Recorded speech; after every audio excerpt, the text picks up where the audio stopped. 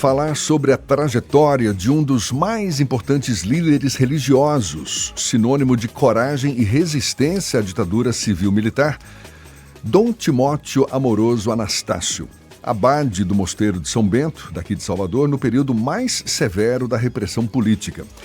Essa história é contada no livro Do Silêncio do Claustro ao Ruído das Ruas, Dom Timóteo Amoroso Anastácio e a Resistência à Ditadura Civil-Militar na Bahia. Livro lançado ontem na sede da Coordenação Ecumênica de Serviços em Salvador. E a gente aprofunda o tema, conversando agora com o autor do livro, o jornalista, mestre e doutorando em História, Everaldo de Jesus. Parabéns desde já pela obra e muito bem-vindo, Everaldo. Bom dia. Bom dia, Jefferson. Bom dia, Ernesto, não está presente. Estou desejar ele aqui, pronta a recuperação também para voltar aqui para essa bancada especial. Maravilha, mas ele está conosco, está online sei. aqui, não está presente, mas está acompanhando essa nossa conversa e já também vai te perguntar. O livro, você nele revela detalhes inéditos, inclusive, não? Sobre a renúncia de Dom Timóteo à liderança da Abadia de São Bento. Na sua visão, Everaldo, uma renúncia que foi uma decisão forçada pelas pressões da ditadura ou uma escolha estratégica do próprio Dom Timóteo? Bom dia aos ouvintes da tarde. Bom dia a todos os meus amigos, meus familiares, que eu acredito que estão acompanhando essa entrevista. Eu creio, Jefferson, que foi um conjunto de fatores, né? Evidentemente, na época, Dom Timóteo disse que ele renunciava porque ele queria dar espaço para os mais novos, que estavam cansados, e de fato ele estava com a saúde já comprometida.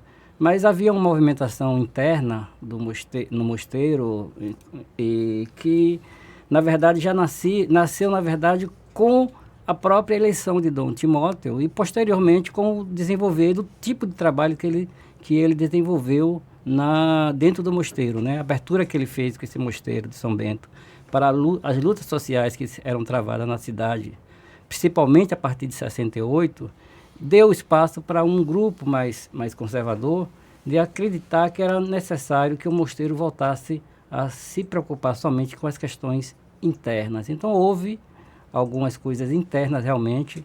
Tem uma carta que a minha pesquisa localizou, de um monge, que eu não sei exatamente o nome, que fez uma série de denúncias contra Dom Timóteo, já em 1968, né?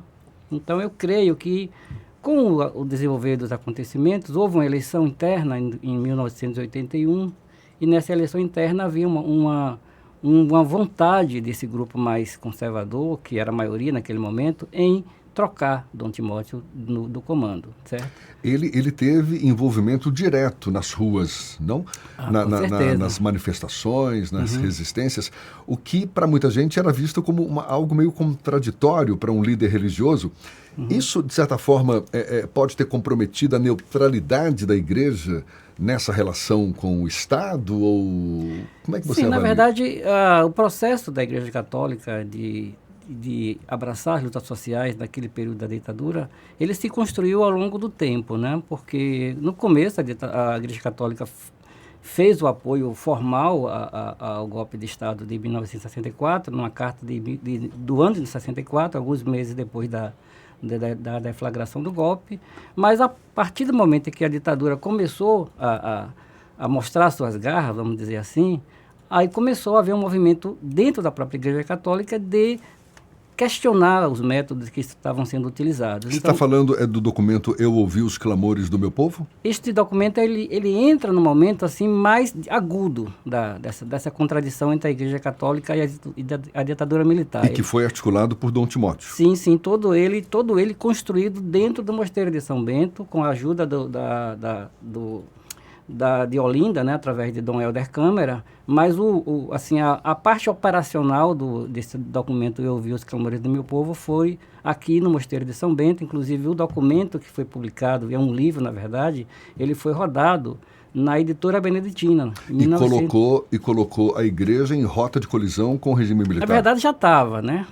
O primeiro evento mais contundente foi em 69, com a tortura e morte de um assessor direto de Dom Helder. Naquele momento, a ditadura não podia atacar Dom Helder, que já era uma figura pública né, de penetração mundial, né? Era um ícone da Igreja Católica no mundo naquele momento, em 69, e aí a vingança da ditadura contra Dom Helder foi assassinar um assessor direto dele, né, em condições muito bárbaras. Emiliano, inclusive, ontem, durante o lançamento do livro lá na SESI, destacou esse ponto, né? Em que momento a Igreja Católica se afasta desse apoio que ela dava inicial, mas que internamente também já havia um distanciamento, né? Principalmente das lideranças. A igreja meio que assumiu a responsabilidade de denunciar as violações dos direitos humanos na época. Sim. Houve um movimento inicial de apoio, mas a partir do momento que a ditadura caminhava para uma relação mais dura com a sociedade, com repressão direta aos movimentos estudantis, com prisão, com cassações, que virou a forma com que eles encontravam para afastar dos comandos as lideranças que incomodavam. E é bom destacar, Jefferson, que não eram só políticos, nem gente de esquerda. Muitos juízes foram afastados. Juízes que os militares entendiam que eram incômodos ao sistema que queria se impor naquela época. Juízes, professores foram muito caçados, né? Não somente a luta não era só contra quem... Não era só, exato. Havia uma sociedade inteira, era muito sufocada, né? O jornalismo, então, a gente sabe que a partir do momento que a censura foi se impondo, né? A partir do AI-5, principalmente... Repressão total. A repressão total. Então, e nesse cenário nós encontramos na Bahia uma figura muito importante que vai dar aquele suporte para os movimentos sociais poderem respirar. Não só os movimentos de igreja, mas também os movimentos sociais, né? A gente está conversando aqui com o jornalista, mestre e doutorando em História, Everaldo de Jesus, autor desse livro lançado ontem, Do Silêncio do Claustro ao Ruído das Ruas, Dom Timóteo Amoroso Anastácio e a Resistência à Ditadura Civil-Militar na Bahia. Ernesto Marques está conosco também, Everaldo, quer fazer uma pergunta para você. Ernesto. Bom dia, Ernesto. Bom dia, Everaldo. Parabéns aí pelo livro. Por a mesma razão que me impede de estar no estúdio, me impediu também de estar no lançamento ontem, mas eu te parabenizo aí pelo livro. Valeu, obrigado. Estou curioso para conhecer também. Agora, Everaldo, como já tem uma distância no tempo, talvez muitos dos nossos ouvintes não conheçam quem foi essa figura, ou muitos atribuam apenas a Dom Timóteo aquela cobertura que ele deu para pessoas que, se não tivessem recebido a solidariedade dele, talvez não estivessem aqui entre nós, como o professor Emiliano José. Mas eu queria que você desse uma geral para a gente do que era essa figura e o que representou Dom Timóteo naquele momento especificamente, com o recrudescimento da ditadura, com a repressão campeando. Ele fez muito mais do que dar abrigo a líderes oposicionistas perseguidos, né? Com certeza. Então, Dom Timóteo, ele é mineiro, né? Ele nasceu na cidade de Rio Pomba, no estado de Minas Gerais. Ele virou monge depois do falecimento da esposa dele, em 1938. Ele entrou no Mosteiro de São Bento do Rio e ele foi alçado aqui para dirigir o Mosteiro de São Bento no ano de 1965, né? É bom destacar que, nesse momento, a Igreja Católica, enquanto instituição, estava vivendo uma transição muito forte, e por conta do Vaticano II. Ela estava abrindo mão de certos preceitos que existia até aquele momento, Jefferson e Ernesto, de que ela era a única porta de salvação da humanidade. Naquele momento, o Vaticano ainda sustentava a ideia de que, para você ser salvo, você teria que ser católico, apostólico, romano. Então, a partir de 65, a Igreja Católica revê esse conceito e o Vaticano II representa essa virada. Então, Dom Timóteo chega nesse momento, né? Ele chega para assumir a abadia de São Bento de Salvador, e é importante destacar também a importância que tem o Mosteiro de São Bento na história de Salvador. O Mosteiro de São Bento de Salvador, a cidade de Salvador nasce com o Mosteiro de São Bento. E em 1582, Salvador não existia, só existia aquele momento a recém-montada, né, a sede administrativa de Salvador, por conta de 1549 ter virado a capital, mas essa cidade se desenvolve em torno do Mosteiro de São Bento, que foi uma doação, umas terras que foram doadas por Catarina de Paraguaçu, esposa de Diogo Tavares, e ela, como uma índia que se converte ao cristianismo, ela recebe, ela doa as terras para a instalação do Mosteiro de São Bento. Foi a primeira doação que a Igreja Católica recebeu aqui, né? Não diria você com privado, certeza, porque historiador tem que ter a certeza de falar uma coisa para não incorrer em informação falsa. Então, com certeza, a grande doação de terras que foi feita para a cidade de Salvador foi para a construção do Mosteiro de São Bento, que na verdade começou lá na Igreja da Graça. A primeira construção do Mosteiro de São Bento foi na Igreja da Graça. E depois vem fazer aqui, aqui hoje, onde está ali perto do Relógio São Pedro, o Mosteiro de São Bento. Então, a cidade de Salvador nasce com o mosteiro.